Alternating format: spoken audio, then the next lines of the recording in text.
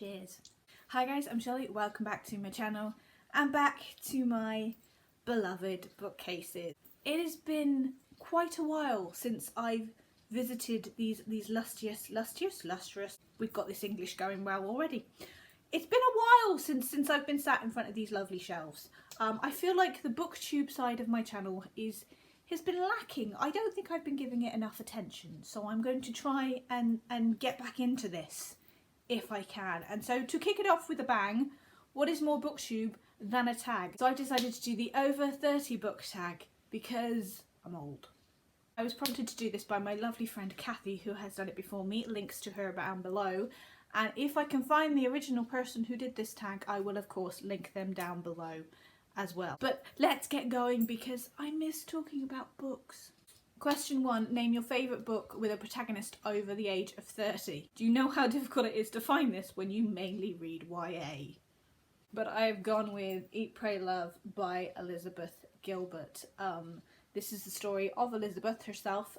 It's an autobiographical story about how she basically had a midlife crisis, decided that her life was not giving her happiness, and so went on a world trip. She went to Italy, Indonesia and India, not necessarily in that order, and found herself. She went to Italy to eat, she went to India to meditate, and Indonesia to find a sense of happiness. And I can relate to that, I think, because I would like to do that right now, to be honest. I'm a bit lost in my life and I would like to go on an adventure and find out who I am. Question 2. Name a book that represents you when you were younger.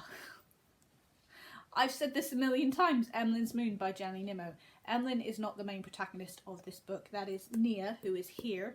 She is a young Welsh girl who, Christ on a bike, wants to do the right thing so much.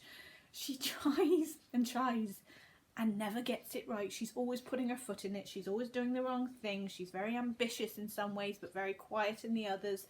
She has these ideas and she really has to do them right now. And I have this idea and it's going to work. And oh crap, I did it wrong and upset everybody. But I'm meant to do things right. And it's a bit magical and there's a Welsh element. And I have Welsh heritage and oh god, I'm Nia. I really am. Question 3. Name a book that represents who you are in life now. I have gone with Melanie Murphy's If Only. I read this recently. It's a new release, and this is about Erin, who is turning 30, so around, you know, the age, and she is given a pendant by her gran, who gives her this chance to look into different worlds and to see what her life would have been if only she'd done this, if only she'd done that. And being, I gotta put this down, being that I am around that age, and as I said, I'm having a sort of midlife crisis existential problem right now. When am I not? I can relate to that. I can relate wanting to look at different scenarios in your life and see what your life would have been if you'd done this, if you'd done that. I'm in a place where I'm looking back in my life and I can relate to Erin right now. Plus it's a bloody good read. Question 4. Name a book that represents something that has never changed about you. Okay, I've got 2 for this because they represent the same thing, so bear with me. It's Simon vs. the Homo Sapiens Agenda and Call Me By Your Name, Becky Albertalli, Andre Aciman.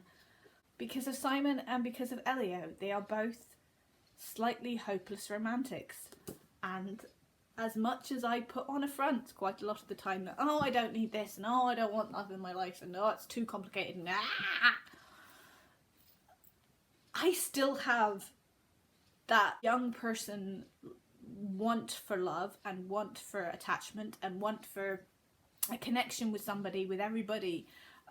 We are human beings and we still want to go out there in the world and connect with people, and that's, to me, is what these 2 books are about. Simon is trying to connect with people like him and trying to be honest and truthful with his friends, and the same with Elio. He's trying to discover who he is and discover what love is and how it's affecting him. And I am that person a little bit. Basically, I'm a realist, but I'm also a hopeless romantic. It's a difficult mix inside my head. Question 5. Name your favourite classic, because apparently I'm over 30, which makes me a classic. So I've gone with Jane Eyre by Charlotte Bronte, just because it's heavy and I love it. I recognise myself in Jane so much. Mr. Rochester, I mean, he's a problematic person to have a crush on, but dear God, do I have a crush on him. You're just like, you're a wanker, but you're also really cute. So it's a problematic relationship, really. I don't know why I like it. As a feminist, I have issues with it, but at the same time, as a feminist, Jane rules. So it's my favourite problematic classic. Question 6, name a book that you like or would like to read that was published in the year you were born. Thank God for Google.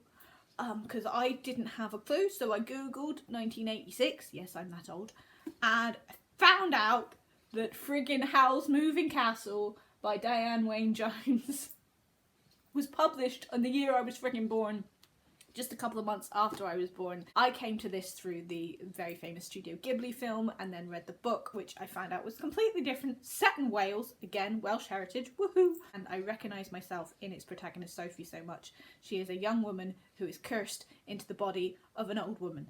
Hi!